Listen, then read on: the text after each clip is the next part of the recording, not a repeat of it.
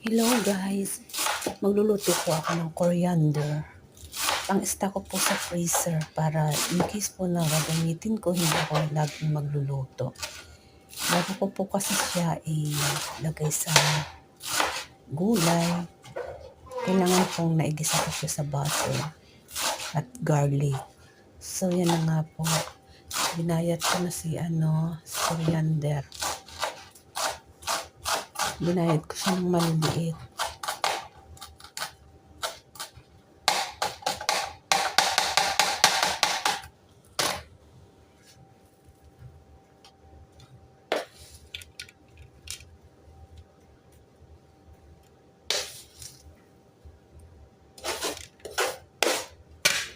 And after ko pong magayat siya ng maliliit, nilagyan ko ng salt. At iyan nga po, igigisa ko sa butter yung garlic na smash.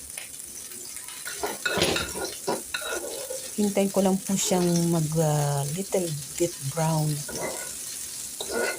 ang garlic before ko ilagay yung coriander. So yan na nga po, mix ko na lang siya.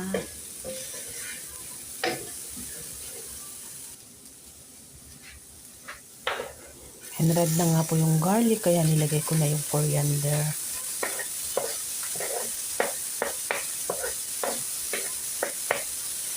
And after ko pong mailagay lahat yung coriander, minix ko po siya.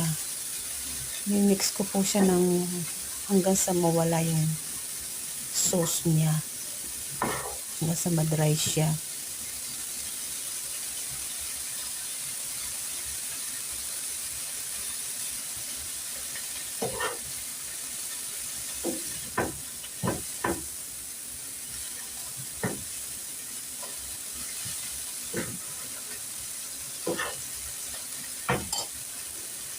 Nagluluto po ako niyan kasi nilalaw ko po yan sa pasolya.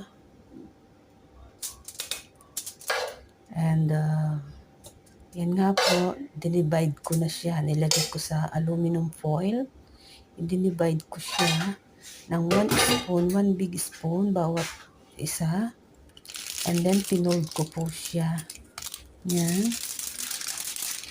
And after ko po siyang ma-fold, ilalagay ko po yan sa freezer. Para magluto po ako ay dadampot na lang ako. Sa freezer. Thank you for watching.